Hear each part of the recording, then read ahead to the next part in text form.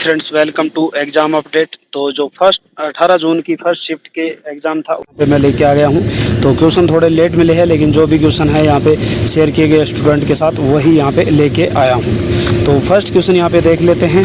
उससे पहले friends video को एक लाइक ज़रूर कर देना, इतनी मेहनत से है जो आपके लिए यहाँ पे क्वेश्चन लेके आता हूँ। तो वीडियो पे नए हो तो चैनल को सब्सक्राइब करके बेल आइकन दबा देना, ताकि आपके पास है जो नेक्स्ट शिफ्ट का रिव्यू भी आता रहे। तो फर्स्ट क्वेश्चन है यहाँ पे, एशिया पावर इंडेक्स 2025 में भारत का स्थान क्या था? तो ये था थर्ड। जो एशिया पावर इंडेक्स में है भारत का तीसरा स्थान मिला था, और इस सूचकांक को ऑस्ट्रेलिया के सिडनी स्थित जो लोवी इंस्टीट्यूट द्वारा जारी किया जाता है। और पहले स्थान पर अमेरिका था और दूसरे स्थान पर यहाँ पे चीन रहा था। तो power index 2025 first question. Next question यहाँ पे आपको पूछा गया था, वस्तु एवं सेवा कर जो जीएसटी है वो भारतीय संविधान के किस संशोधन द्वारा लागू किया गया था? तो ये जो 101वां संविधान संशोधन था, इजी सा क्वेश्चन है, 2016 में जो हुआ था, तो उसमें यहाँ जीएसटी लागू किया गया था। और इसी संविधान संशोधन के तहत है जो अनुच्छेद 279A के अंतर्गत जीएसटी परिषद का प्रावधान किया गया था। तो नेक्स्ट अगर यहाँ पे क्वेश्चन देखें फ्रेंड्स हम यहाँ पे, तो पाइका विद्रोह 1817 है जो कहाँ हुआ था? इससे रिलेटेड क्वेश्चन था, पाइका विद्रोह से रिलेटेड। तो ये हुआ था आपका उड़ीसा राज्य में। 1817 में कहाँ हुआ था? उड़ीसा राज्य में हुआ था, और ब्रिटिश ईस्ट इंडिया कंपनी के विरुद्ध में हुआ था।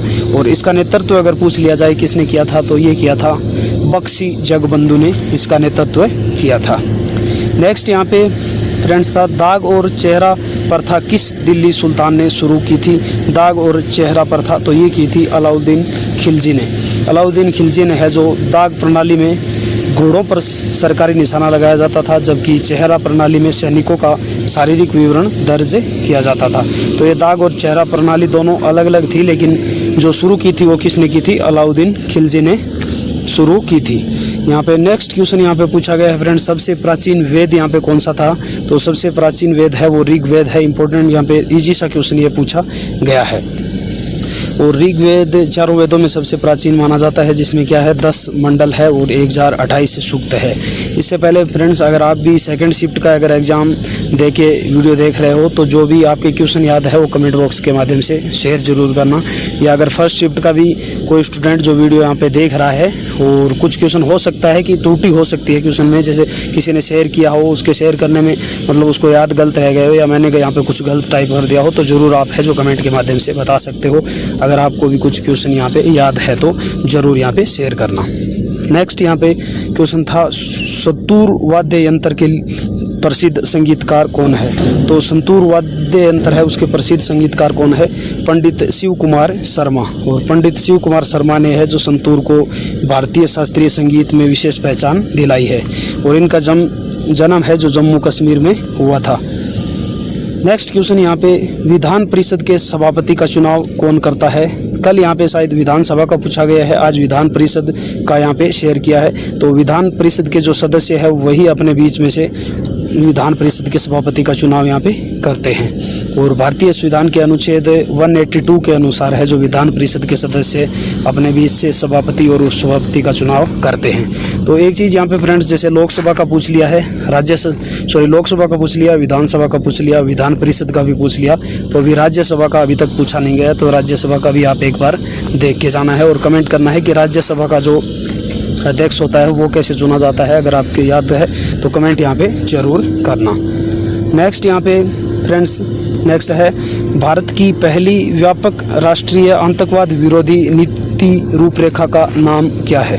तो जो भारत की पहली व्यापक राष्ट्रीय आतंकवाद विरोधी नीति है उस रूपरेखा का क्या नाम है? तो उसका है प्रहार। और ये गृह मंत्रालय द्वारा जारी राष्ट्रीय आतंकवाद विरोधी नीति रूपरेखा का नाम क्या है? प्रहार है। किसके द्वारा जारी की गई है? तो ये की गई है गृह मंत्रालय के द्वारा। नेक्स्ट यहाँ पे है, 1980 के दशक में ब्राज़ील की जनसंख्या वृद्धि दर में कमी का मुख्य कारण क्या था? तो जो 1980 के दशक में ब्राज़ील की जनसंख्या में वृद्धि का मुख्य कारण क्या था? वृद्धि दर में कमी हुई थी, उसका मुख्य कारण था शहरीकरण और महिलाओं की शिक्षा तक बढ़ती पहुंच। शहरीकरण और महिलाओं की शिक्षा तक बढ़ती पहुंच के कारण है जो जनसंख्या वृद्धि दर में कमी आई थी। नेक्स्ट यहाँ पे क्वेश्चन था फ्रेंड्स, बोने पौधों का जीन संयोजन कौन सा होता है? तो बोने पौधों का जीन संयोजन यहाँ पे टी यानी छोटा छोटा अगर 2 बार स्मॉल टी है वो बोने पौधों का जीन संयोजन होता है। निलंबेपन का जीन है जो कैपिटल में टी है प्रभावी, तथा बोनेपन का जीन अगर प्रभावी होता है तो यहाँ पे स्मॉल टी आता है। नेक्स्ट यहाँ पे क्वेश्चन है फ्रेंड्स, उससे पहले फ्रेंड्स वीडियो को अभी तक लाइक नहीं किया तो लाइक यहाँ पे प्लीज़ ज़रूर कर देना। नेक्स्ट यहाँ पे है विद्युत प्रतिरोध की एसआई इकाई क्या है, तो ओम है। इलेक्ट्रिक रेसिस्टेंस की जो इकाई एसआई इकाई है वो क्या है, ओम है। तो एक एसआई इकाई भी यहाँ पे जो डेली पूछी जा रही है, तो आप एसआई इकाई से रिलेटेड जो भी यहाँ पे क्वेश्चन बन रहे हैं वो भी ज़रूर पढ़ के जाएं। तो प्रतिरोध की एसआई इकाई क्या है, ओम है, और जिसका नाम वैज्ञानिक जॉर्ज साइमन ओम के नाम पे रखा गया है।